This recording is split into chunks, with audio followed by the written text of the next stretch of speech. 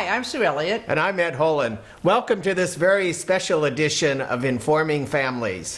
What we're going to talk about today is there's a big change within the Department of Social and Health Services for individual personal care providers, and it's the way they get paid. Right now, there's about 40,000 individual providers and about 5,000 to 6,000 parents who are providers. And we're going to talk with Peggy Dotson about what these big changes are. Yeah, actually, SSPS is being replaced by a system called Individual Provider One, and that is going to take effect January 1st, 2016.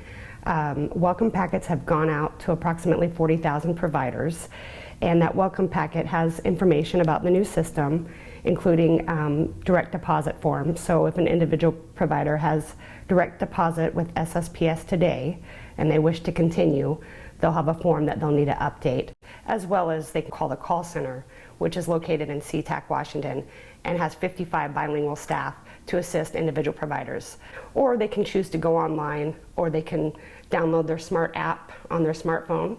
There's lots of options. The option that is going away, and that is new for providers, is that they can't call the 1-800-INVOICE Express. The options that they will have is submit a timesheet either through the mail or faxing it. This would be a paper timesheet. Or they can go online and do an electronic timesheet, or they can download the mobile app and do their timesheet on their smartphone. And then will providers still be getting a check once a month, or how is that going to stay the same? The pay periods have changed, and actually if you go to www.ipone.org, there's a sample of the 2016 payroll period. Providers will be paid twice a month, with the exception of January. January has 3 pay periods in it. However, after that, every month will have 2 pay periods, the 1st to the 15th and the 16th through the end of the month. And so I have the option of either going online and using a computer. I can use my smartphone, or I can still mail in if that's okay, right? Absolutely. And the thing about the schedule, the 2016 schedule, is it shows the deadlines as to when each of those options, those timesheets need to be in. Well, one of the questions I have here is from a family member is if I forget to log hours for a shift, how long do I have to make the correction? A provider does have 12 months to claim after the service has been rendered. So depending on when the provider wants to get claimed. Okay. And if there's an error in the person's payment, who do they contact for a resolution?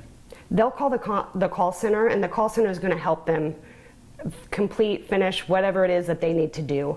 So it used to be that the SSPS system used to allow caregivers to retrieve hours missed that they hadn't billed for in previous months. Will this system still allow that, or no? If a provider, let's say, accidentally misses a date that they meant to log and they didn't, and they realize that when they get paid, they can call the call center and say, listen, I worked on the 15th, I did provide 8 hours, however, I don't know how I missed that, but I missed it and I'm seeing it now. So they can call the call center and get that resolved. So where the person was used to calling their case manager, now everything seems to be going to the call center. Is that correct? Ding, ding, ding. Absolutely. That is correct. You know, and that's a really good point. Instead of talking to your case manager, call the call center. And you know, the state is going to be offering training and assistance. And if you need training and assistance, please check out ipone.org.